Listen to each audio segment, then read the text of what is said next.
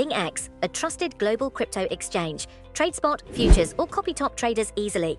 Sign up via the link or referral code to get 30 USDT instantly, plus up to 1,500 USDT in bonuses for verification, deposit, and trading.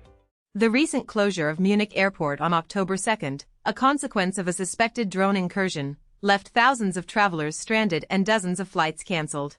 A disruptive event unfolding on the eve of a significant German national holiday and the renowned Oktoberfest. This incident followed closely on the heels of similar events the week prior, where Copenhagen and Aalborg airports in Denmark were temporarily shut down due to the sighting of unmanned aerial systems within their airspace.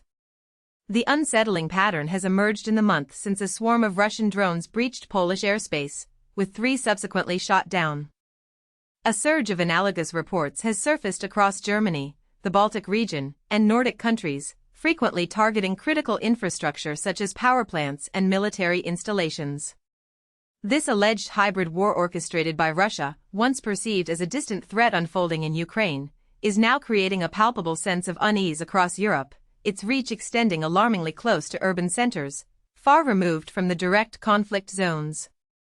Public anxiety is demonstrably on the rise, particularly along NATO's eastern frontiers, with reports highlighting the growing collective stress attributed to unexplained phenomena, such as the peculiar red lights frequently observed by residents on Norway's west coast. Historical parallels are being drawn, evoking memories of the 1930s Soviet ghost planes that sowed panic and a subsequent decades-long fascination with UFO sightings, suggesting a recurring pattern of psychological warfare. While Moscow continues to deny any involvement, suspicions that the Kremlin is orchestrating a clandestine campaign of sabotage and subterfuge across Europe are not new. Fiona Hill, a former White House Russia advisor, had previously warned in June that Russia was already at war with Europe. However, the recent spate of drone incursions signals a significant escalation, an acceleration of Russia's hybrid warfare strategy through daring and innovative methods. Evidence suggests Moscow may be leveraging its illicit shadow fleet of oil tankers as potential launch pads for drone operations, including those that necessitated the closure of Danish airports. Navigating the challenges of defense in this ambiguous gray zone presents a formidable dilemma for European leaders.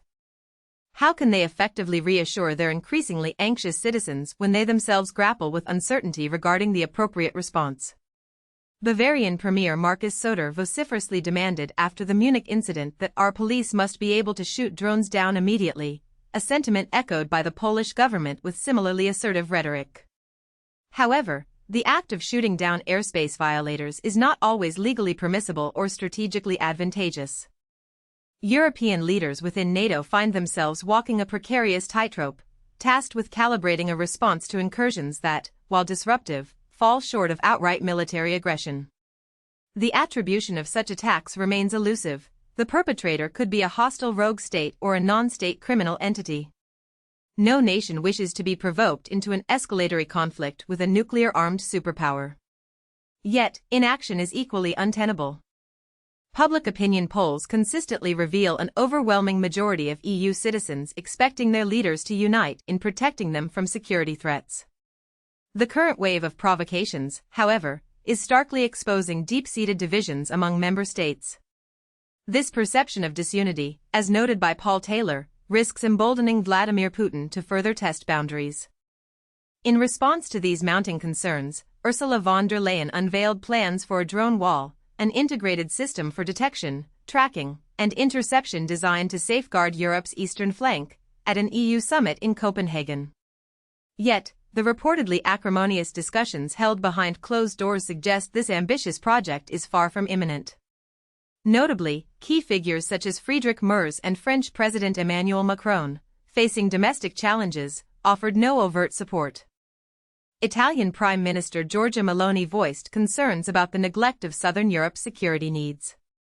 The worse the situation becomes, the less able they seem to make any decisions, observed Taylor, attributing this paralysis in part to an erosion of mutual trust, exacerbated by fears that the United States may not be a reliable partner in providing assistance.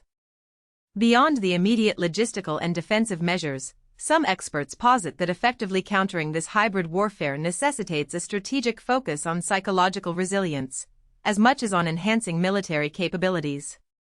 Elizabeth Bra, a Swedish security expert and senior fellow at the Atlantic Council, articulates a dual objective behind these provocative incursions. The first is disruption, she explains. The second is to confuse and scare us so we lose faith in our authorities and in liberal democracy. If our systems are too weak to keep us safe, people may conclude, what are they for? Bra further elaborates that provocations are attractive to Russia because they cause chaos and disharmony. Ultimately, the hope is to get people to flirt with autocracy. It is deeply subversive. She contends that by proactively anticipating and preparing for the chaos that accompanies future disruptive incidents, the appeal for the perpetrator can be significantly diminished. Governments in Western and Southern Europe, according to Bra, are demonstrably pretty unprepared and would benefit greatly from emulating the planning strategies and transparent communication methods of Baltic and Nordic states.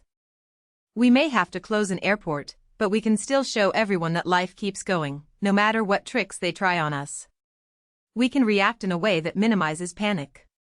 The threat landscape extends beyond drones, encompassing other forms of hostile gray zone attacks. Bra paints a sobering picture. Imagine if all of our supermarket chains were taken out of action by cyber attacks at the same time.